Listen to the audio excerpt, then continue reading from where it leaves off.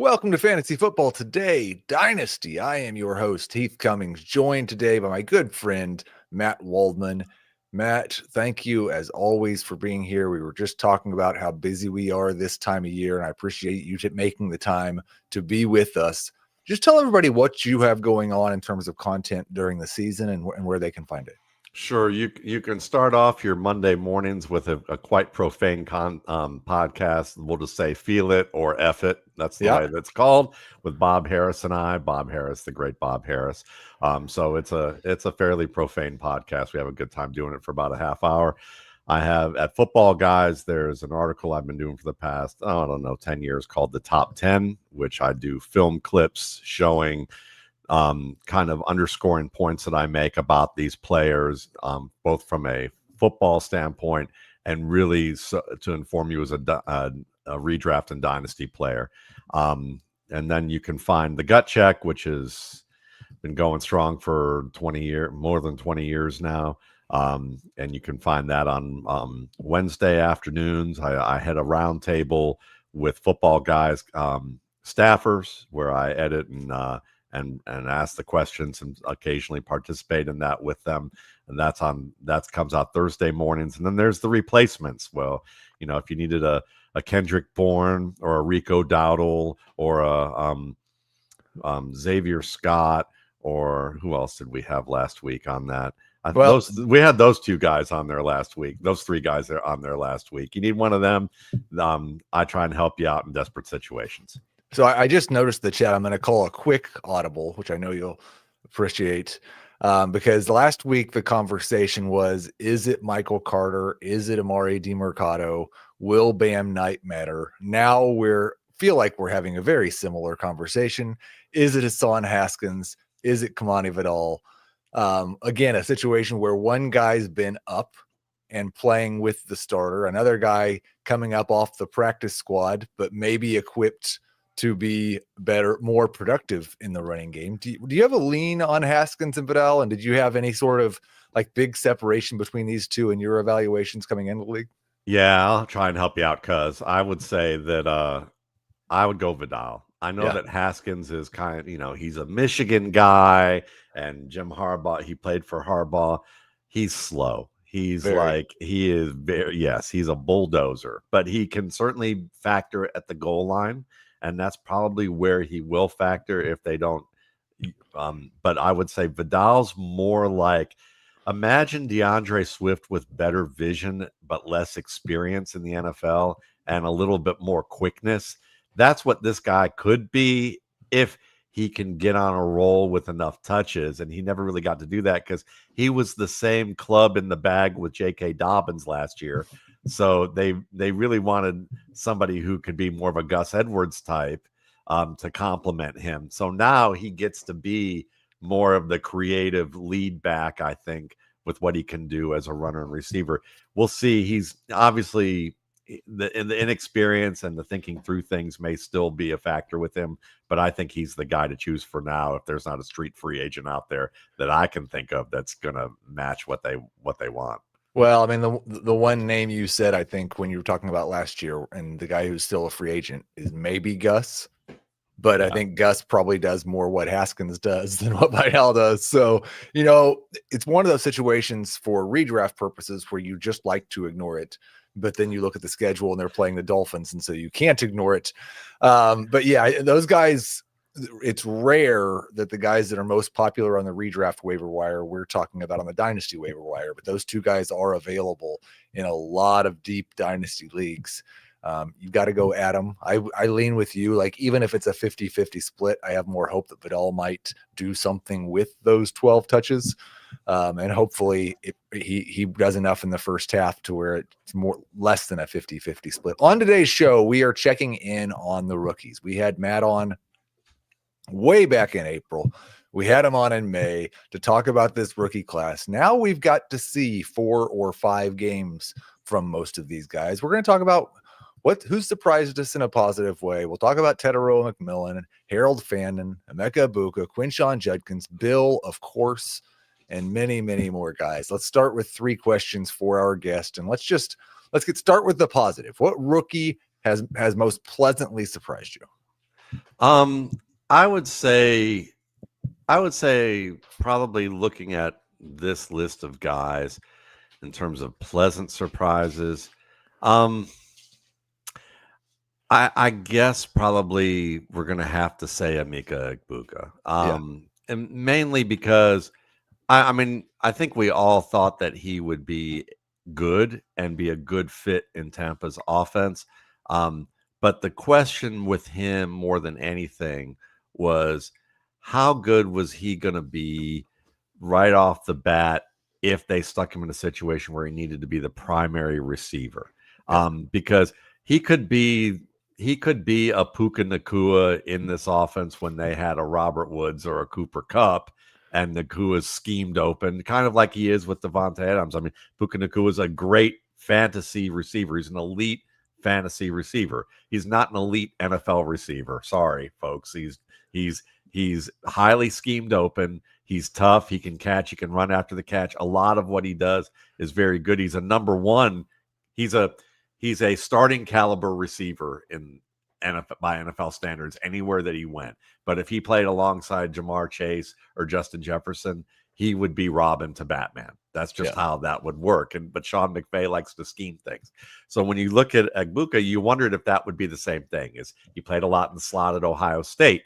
But what you're seeing is a full-fledged route runner who has good manipulation techniques with his stems. He understands how to move defenders, how to be able to work with two guys, covering him, and to be able to, come down with the football and track it and catch it and be really reliable there. So I think there were good questions early in the season about him, but I think he's answered them, especially in the Seattle game. Yeah. It certainly has produced some fantasy points in ways that don't seem super sustainable. But when he just keeps doing it and doing it in different ways, you're right. He's answered the questions. So I put out a tweet when I was telling people you were coming on the show, just with the top 12 rookies in fantasy points per game so far. Like here's the guys who've actually done something. And there were a lot of guys that we drafted very high in rookie drafts who did not make that top 12. We're behind Io Manor and behind Harold Fannin. And so I wonder which of the high profile rookies has you most concerned? Really at this stage, I would say most concerned as a dynasty GM would be any of the quarterbacks pretty much that have come out. Mainly because and you kind of half expect it. But it's the truth. You look at Cam Ward, and the Tennessee Titans are doing him no favors, right? Because one, they don't offer protection. Number two, until last week, the games that I saw, they did not have a drop plan for him, which is very similar to what they didn't do for Caleb Williams last year. And you can see the difference with Caleb Williams now that they say, look, we're going to tie your drops to your routes, and you're going to know how many steps it takes to drop before you go to your throw to your first read. If it's not open, now you have a basis of timing, a foundation to be able to work from one receiver to the next and also gauge the pressure better. When you don't have that, you might as well be the guy in the bar who played varsity football in high school, who was a great athlete, probably got into a junior college somewhere, but maybe drank his way out. And now he's in the bar yelling at the TV going, I could play as well as Cam Ward can in this offense. And I would say for the first time in forever that he was absolutely right. And it has nothing to do with Cam Ward's ability, but the fact that they didn't put a structure around him. When you have a 12-year veteran, 11-year veteran in Tyler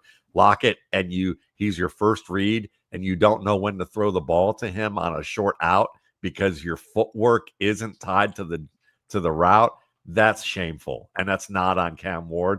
And why he called the offense and how they were playing that they were the backside of whoever.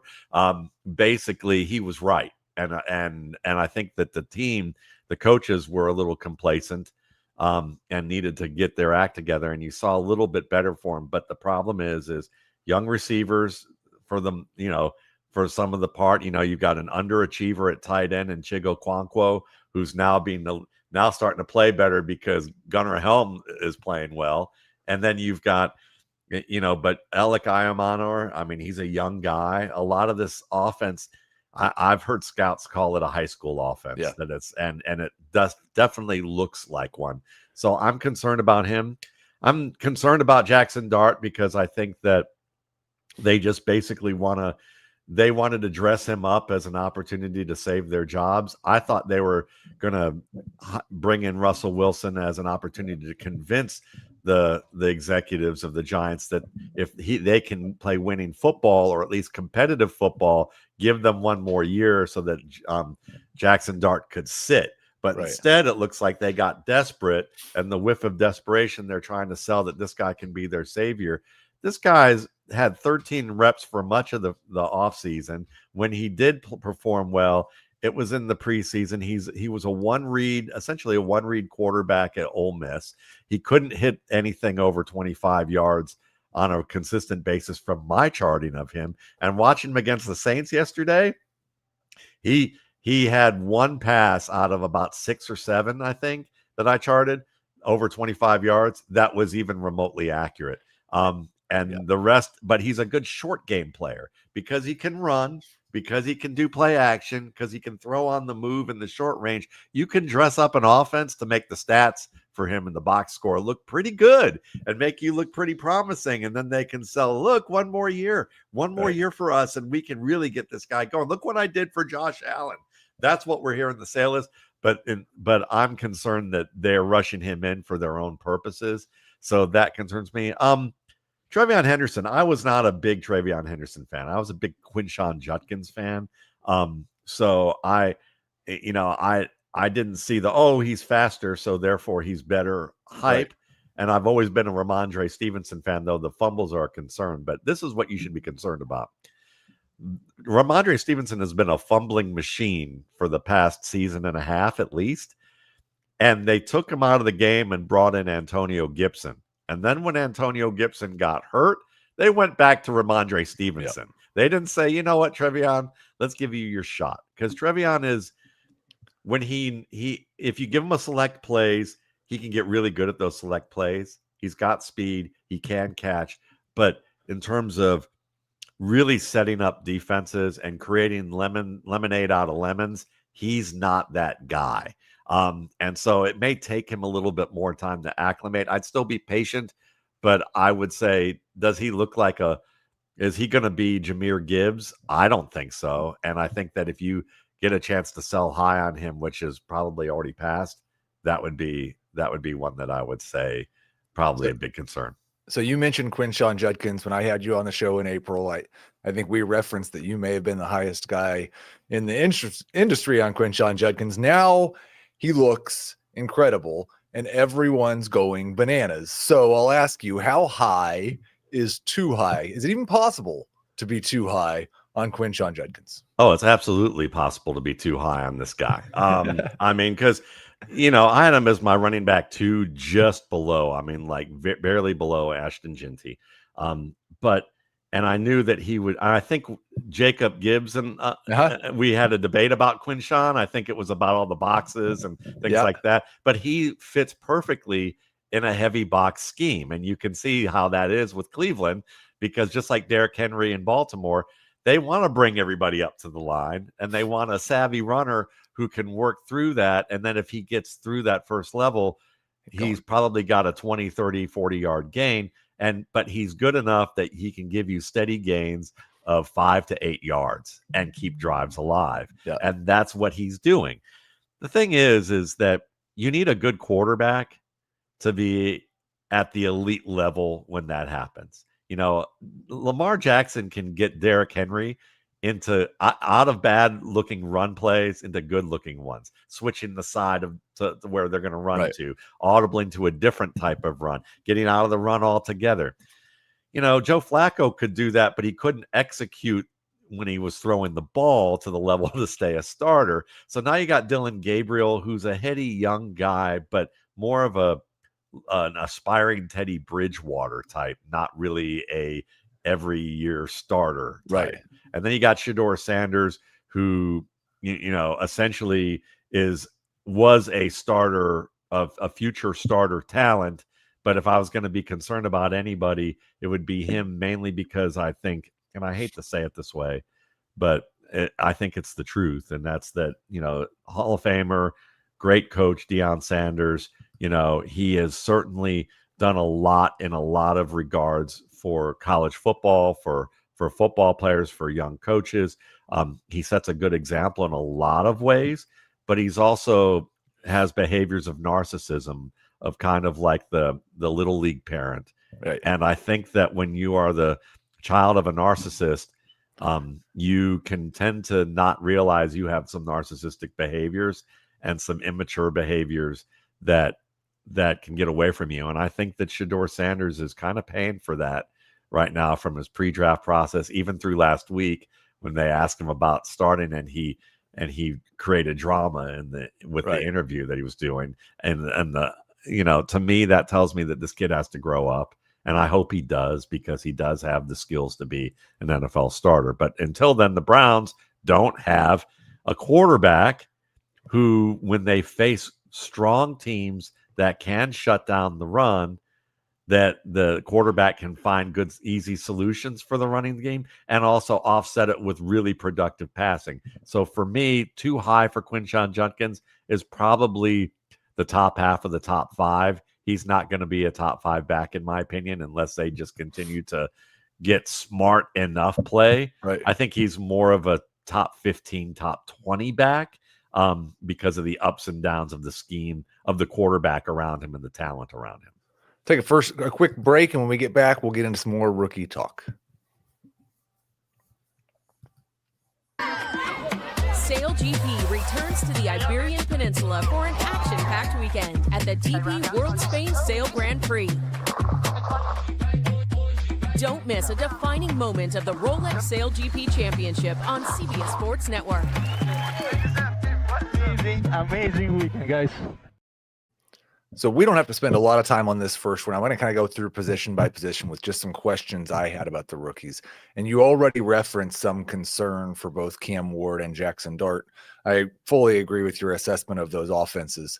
I guess the nice thing is they're probably both going to have good new head coaches and new offensive coordinators next year. Hopefully that's better, not worse. But I've already seen some people, because Jackson Dart's doing so much as a rusher, who are talking about moving him ahead of Cam Ward in their dynasty rankings. Do we really have any reason, after one of them went number 1 overall and one of them fell in the back half of the second round, do we really have any reason to make that switch this early? I mean, not really. I mean, I think that, if you're going to, I'm not going to argue it in a massive way, only because that Jackson Ward might give you more temporary utility. And if you play Dynasty like a redraft guy, which a lot of people do, right? Then if you're doing, but with a lot more trading, and the eye is to trade somebody, then yeah, I could see how you might want to value him a little bit higher because of the temporary, the 1 to 2 year glasses. Probably a better start as a second quarterback right now because of what he's doing with his legs, and maybe that elevates his trade value later in the season. I would still take Ward for the long term. Speaking of the long term, Dylan Gabriel, you gave a pretty good evaluation of, he played a pretty fine first game. I want to give Dylan Gabriel a little bit of props. Is there any chance at all that Dylan Gabriel starts in week 1 of 2026? I think it's pretty low. Yeah. I think. But at the same time, the chance will be this: if he can display the high level decision making and enough anticipation as a thrower to surprise us, then that happens. And there's aspects of his game that really do fit well with what the Cleveland offense is about. So is it a strong chance? No, but it is the Cleveland Browns, and I know them intimately well as a fan for many years. It wouldn't surprise me that they would make a move like that. Well, and in fairness, like looking at that Browns schedule, they've had so many close games already, and they have a lot of winnable games left on the schedule. And there's teams that are much worse than them in the NFL. So they may not be drafting in a position to take a quarterback they like more than Gabriel. And maybe they don't want to spend, I don't know how much they're going to be paying Deshaun Watson next year, but maybe they don't want to spend money to go add a veteran quarterback. So I guess it is possible, but it seems very unlikely. At running back, there's really only one guy anybody wants to talk about besides Quinshon Judkins, and that's Bill. He had so much hype before he even the Commanders gave him the reins to at least what looks like maybe a 1A role in this backfield. You want to talk about the path opening up? It was 4 months ago that Brian Robinson Jr. and Austin Eckler are both there. Those guys are both gone. Krosky Merritt's been fantastic. From our view of the point scoring and yards per carry and all that stuff, from what you've seen on film, is the hype entirely warranted? Yeah, he's playing like he did at school, and so he looks very comfortable. I compared him to kind of an Aaron Jones starters kit with some of the advanced options pre-installed, such as a very good receiver, someone who could work downfield for you, and they haven't even done that yet. But he looks good. I mean, I had him as a borderline, on the cusp of being an immediate contributor to an offense, someone that you could give him a set worth type of plays and that he could perform well for you. And they did that to begin the season, and it's getting more, and they're giving him more and more, and he's handling it well. And what you're seeing is someone who's creative. He's got good footwork. The burst is there. He plays fast, even when it comes to just his decision-making and processing of information. So he knows when to slow down, when to speed up and change pace to manipulate defenders. He's a good tight crease runner so far. Everything that you want to see of a mature football player, he's showing thus far as a ball carrier. So you want to, he has promise as a receiver, as a pass protector. I think we've seen a little bit of that, but I don't see why they're not going to give him more touches after what he did against the Giants. And when you look at the schedule ahead, there's a lot of very generous defenses to fantasy running backs ahead for him, many of them in the top 5 to top 10. And the ones that are in the bottom half and like stingy, I mean, he just tore up a pretty stingy Chargers run defense after 5 weeks. And basically doubled the points of some of the next guys on that list who play the Chargers. So yeah, I would say you should be very excited about Bill. That we've got some guys, and I know at least one of them you really liked in Taj Brooks. We haven't seen much from Jadon Blue. We're seeing nothing from Jarquez Hunter. He's clearly behind Blake Corum at this point. I think you could throw a Jordan James into that group. Some people love Devin Neal. Like there's a collection of those guys. And the talk all spring was about how great this running back class is, and it's not just good at the top, but it's deep. And we've seen some of that depth come through. How patient are you being with these running backs that, like, let's say Brooks for you, since I think that was maybe your favorite of that group, who we just haven't seen yet through 5 weeks? Are you just like, I don't care, I'm holding?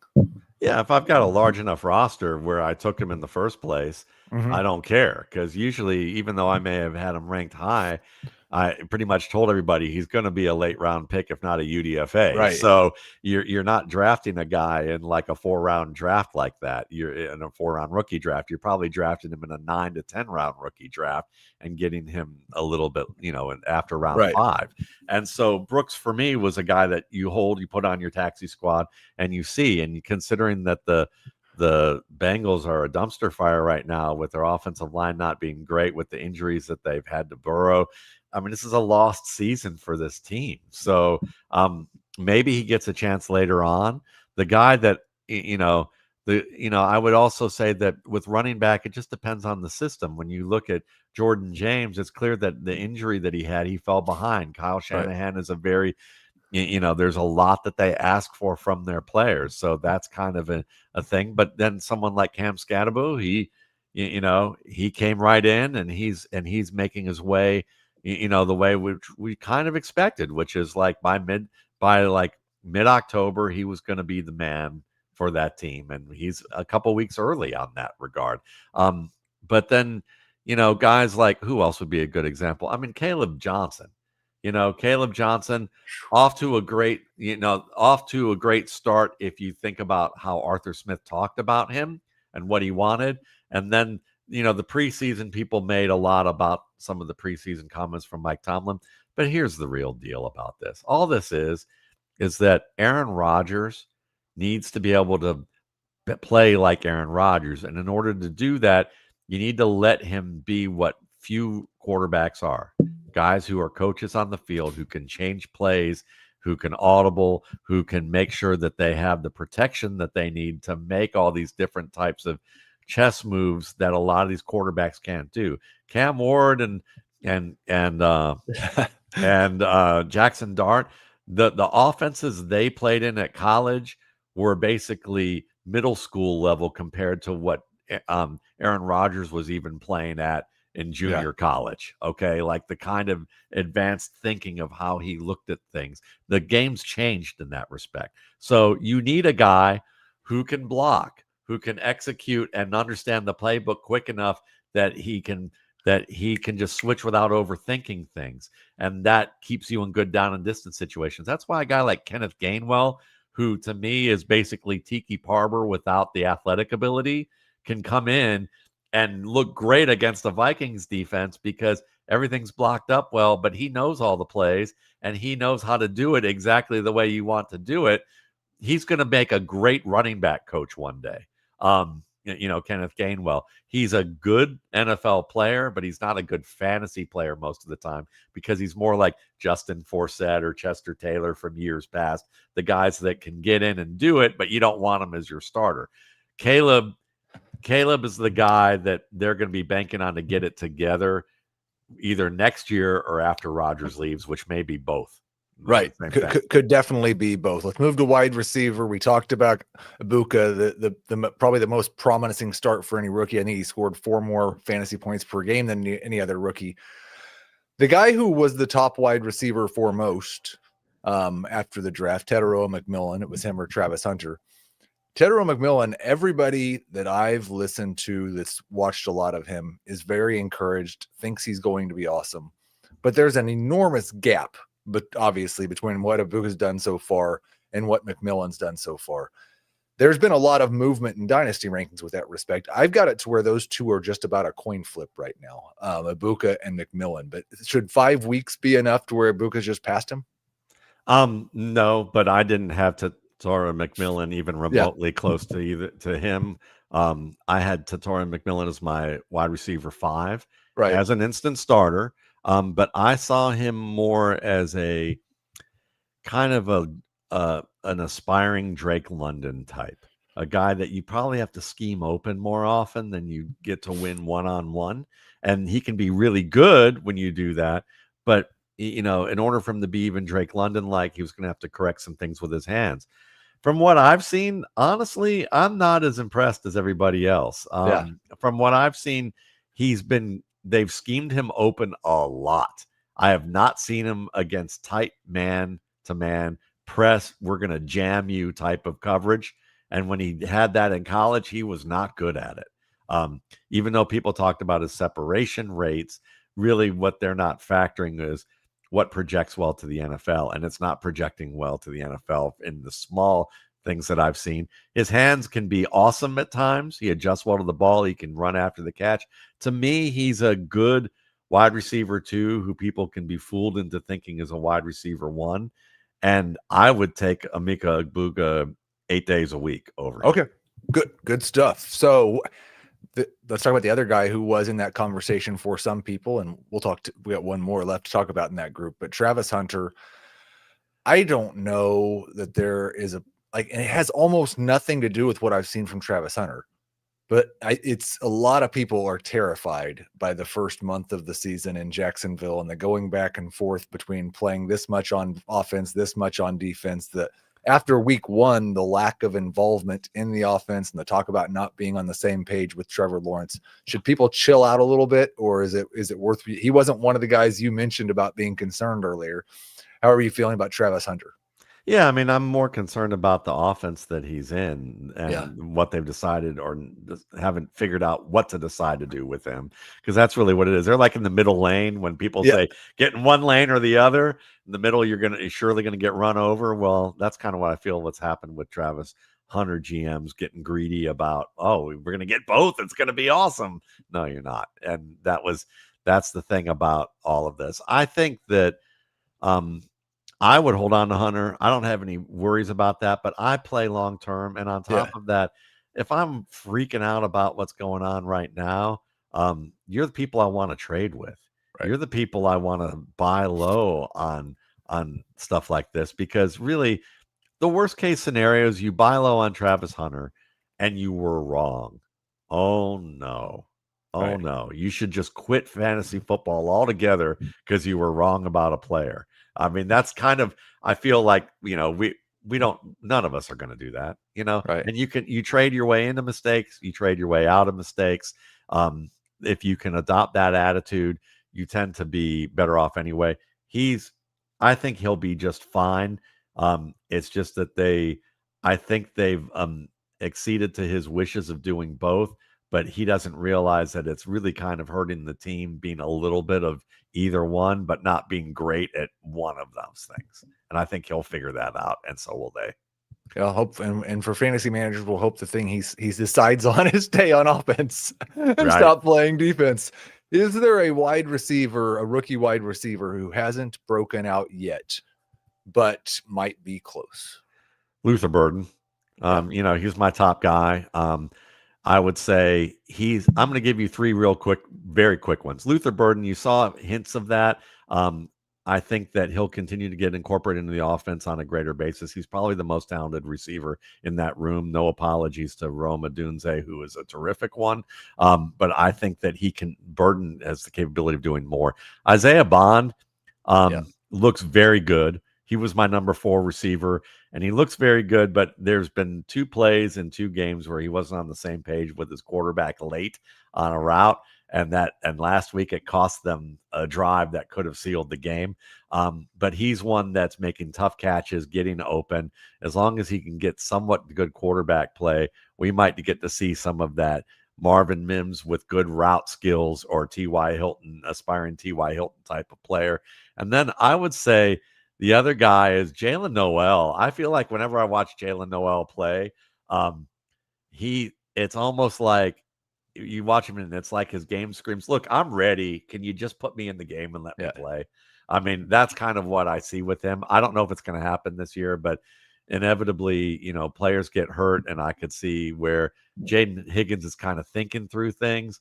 Noel seems to me a guy that you could plug into 2 spots, either slot or flanker, and he could roll. And I think that he's got a shot of that happening. I love that. Travis Hunter, Jalen Noel, Isaiah Bond. Let's talk about tight ends. We don't need to say anything about Tyler Warren. He's awesome. The role that they're using him in is awesome. Everybody's thrilled. He's a top 3 dynasty tight end right now for just about everybody. But I've been maybe a little guilty of getting too excited about Harold Fannin. Is it ridiculous to consider valuing Harold Fannin over Colston Loveland in Dynasty? Is it ridiculous? No, but even as someone who had Harold Fannin as his number 3 tight end and compared him on par with Sam Laporta pre-draft, I'd still take Loveland over Fannin. Loveland just got banged up. That was part of it, but you can see the skills that Loveland has that will make him a difference maker on a level that's closer to like a plus version of TJ Hawkinson, maybe an aspiring version of George Kittle. And you've got to wait on that. I mean, that's something, Hawkinson we had to wait on, and people were very satisfied for a few years at least with what Hawkinson did. So don't worry about Loveland. You're not drafting a tight end to be Brock Bowers. If you are, you're trying to basically hit the bullseye inside the coin slot of a slot machine in Vegas that's going to churn out one in a lightning strike chance at $1 billion. That's basically what you're doing when you're aiming to get the next Brock Bowers and thinking you're going to get that production right away. So Mason Taylor had a surprising performance in week 4. And I kind of wondered if it was he's back in Miami. He's got 75 family members there. They drew up a couple of plays for him. And then he did it again last week and looks like the number 2 option in this Jets pass offense, which, listen, Josh Reynolds is currently the number 2 wide receiver. How legit do you think Mason Taylor's recent performance has been? It's exactly who I thought he was. Mason Taylor was my number 2 tight end in this class. It was Loveland, Taylor, Fannin, Arroyo, and Warren. And when I look at Warren's been great, but it's also, he has more schemed plays where the whole offense is like, look, we're going to move the defense out of the way for you. And then you just have to turn around and catch the ball. I mean, I'm being Yeah. there's some hyperbole there, folks, but that's essentially what scheme plays do. Just like Gabriel Davis was the next hot thing at wide receiver, and then they asked him to do some more matchup things, and he couldn't catch the ball. Without a big area around him. Warren's better than that, but a lot better than that, and he is a top 5-10 and an instant starter for me. But for me, I look at Taylor. Taylor is a better route runner. He can win man to man. He can block as well as Warren, maybe a little bit better. I think he's a little better of a runner after the catch in the open field. If you're going to use him as a bulldozer, Warren gives you that Tucker Kraft kind of skill. Mason Taylor is more like a Mark Andrews type of player.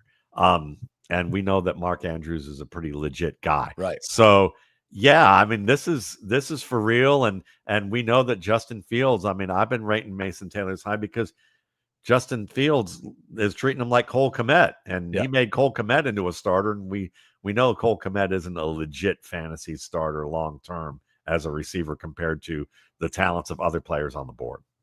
Excellent stuff. Let's take our second break. When we come back, we're going to do something fun. We'll kind of go through redrafting the rookies after 5 weeks. We'll be right back. Saturday kicks off at noon, and it's big time. First, Air Force and Navy face off in Annapolis. Then it's big time at the Rose Bowl when UCLA hosts Penn State. So we'll go through here, Matt. You're only going to have to make 6 picks. I'll make 6 picks. Of course, you're the guest, so I'll give you the first pick. You can have any rookie you want for a Dynasty Fantasy Football League. Let's call it a Super Flex League, but we'll say no tight end premium. So just a regular Super Flex Dynasty draft. Who would be your top rookie? Okay, so I'm going to say that I don't have a good team. Okay, and I'm rebuilding. Or no, let's say I have a mediocre team that's just missed the playoffs, but I'm pretty good. I'm taking Ashton Jeanty. I don't care about the Raiders line. That's going to get better. Pete Carroll's going to fix that eventually. Ashton Jeanty has looked great without that line. Maybe not in the stat column for people, but I remember watching LaDainian Tomlinson in his first year with the Chargers, and he looked like this. So I'm not in the least bit worried. He was my top guy before. I'm sticking with it. I think that's who I would have taken at the 101. I asked how early was too early on Quinshon Judkins. I'm going to take him with the second pick. So, and I think between him, Hampton was really had a couple of great weeks before he got hurt, but he also had some ball security issues, which you brought up back in April. And Judkins has just looked phenomenal. So we'll start with Jeanty. We'll go with Judkins second. Who are you taking third? I'll take Emeka Ekpa, mainly because he's performing really well. Baker Mayfield's probably got another 6 years left in his game, and will probably stick around in Tampa. And they have a good system there, and he's played well. Good route runner, can play multiple positions, and he's going to be the man there for a while. Somebody's got to do this, and it is a super flex league, and I think he's probably going to start for multiple years. And I've seen a couple of things from Cam Ward that made me think, you know what, he might be okay in this league. He's not going to help you this year, but it's a dynasty draft, and it's super flex. I'm taking Cam Ward at fourth. Oh, I love it. I'm going to keep rolling with wide receivers because they're the most, liquid asset on the trade market in redraft or dynasty. They also last the longest generally, other than maybe top tight ends. So I'm probably going to look at this board and, I've got a couple of options here that I can consider, but I will probably go with Luther Burden just because I believe that that's going to stay the same. I had such a high grade on him, and I haven't seen anything that's dissuaded me. I love sticking with the guns there. And just listen, guys, you're hearing this. And heading into week 6, there are some people who settled for Luther Burden at the end of round 1 of their rookie drafts, or maybe even early in round 2 on some of my rookie drafts, and are thinking, oh, I just want to win this year. He's not helping me. Go make an offer for Luther Burden. See how much cheaper he is now than he was 6 months ago. I think at the 6th pick, we've got Jeanty, Judkins, Egbuka, Ward, and Burden off the board. I'm going to go ahead and take Tyler Warren. I agree with you about some of the schemed up stuff and how we haven't necessarily seen him do the stuff to elevate him as high as some people have. At the same time, I think he's going to be with this coach and maybe with this quarterback for a little while, and he has that feature role. So I'll go Tyler Warren at 6th overall. I'm gonna go way up from where I had him because I had I had a good grade on him, but it wasn't high on my rankings. And I'll take Bill. I'll take Ja'Cory Krosky-Merritt, and feel like I've got 2 running backs next year who can help me now, maybe become a serious contender.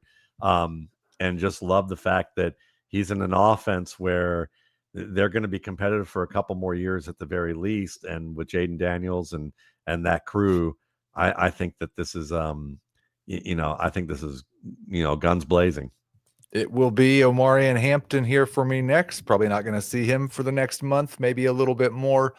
But I did think that their willingness to throw him the ball and change what Greg Roman has done in the past, and Hampton's success in that role. And then he's also shown some big playability as a rusher as well. So let's see. That's 8 picks down. Ashton Jeanty, Quinshon, Judkins, Mika Ibuka, Cam Ward, Luther Burden, Tyler Warren, Bill, Omarion Hampton. We got 4 picks left.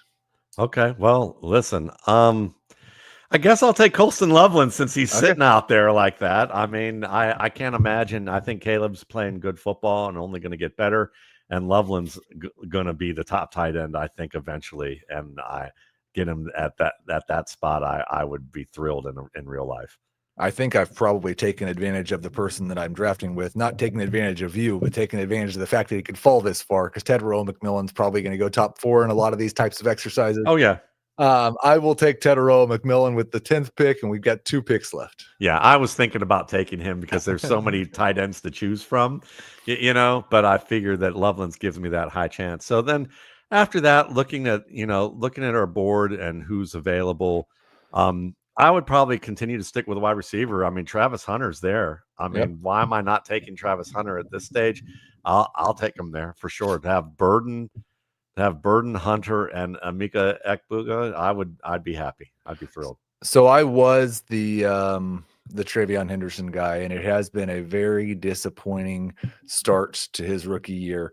But I'm going to lean on something we've said a lot on today's show. It's 5 games. Yep. Some of the stuff that he's not done to make Mike Vrabel want to play him, there is certainly a chance that he will learn how to do those things in the next 10 weeks or next off season. I still think the pass catching upside that he provides and the home run playability with that speed, happy to get him 6 picks later than I took him 6 months ago. I wish I hadn't taken him quite so high then. So TreVeyon Henderson, Jackson Dart, probably my highest ranked player that didn't get drafted, and then maybe Harold Fannin. But a lot of us, Cam Scadaboo's still out there. Yeah. This was a very deep rookie draft class, wasn't it? Absolutely. I mean, Cam to me, I mean, I've taken Cam in a number of drafts, Right. Cam, Fannin, Mason Taylor. I mean, those are all guys that would be priority picks for me. And we're still not even talking about Matthew Golden, Jaden Higgins. Those are guys that are fascinating just from, on a level that should be candidates to maybe emerge as the season goes on. And then there's even guys like, if I'm in a deep draft, Savion Williams, what we saw with him as a runner. I talked about him last year as a guy that I think would be a better running back.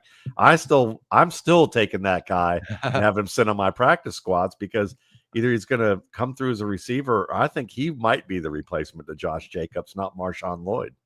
So I've got one team that was rebuilding last year, and I had a bunch of picks in the last draft. My first 2 picks, I took TreVeyon Henderson and Matthew Golden, which does not feel great. Later in the draft, I took Ja'Cory Krosky-Merritt and Harold Fannin and Mason Taylor and 2 or 3 other guys in that vein. And that same league, I also have a bunch of picks next year, Matt. And so we'll finish up. I wanted to ask you, do you have any thoughts at all on the relative strength or potential for the 2026 rookie draft, or is it just way too early to be asking that question? It's probably way too early to be asking that question, but as far as I can tell you a little bit about some running backs that I have watched that I can give you a player or two that Robert Henry Jr. is one that I would keep an eye on out of University of Texas, San Antonio. He's kind of a James Cook type of player. He gives you, he gives you that breakaway ability, really quick and tight spaces, someone who can catch the ball well, good vision, and I think, could climb up draft boards to being like a mid to third day pick by April.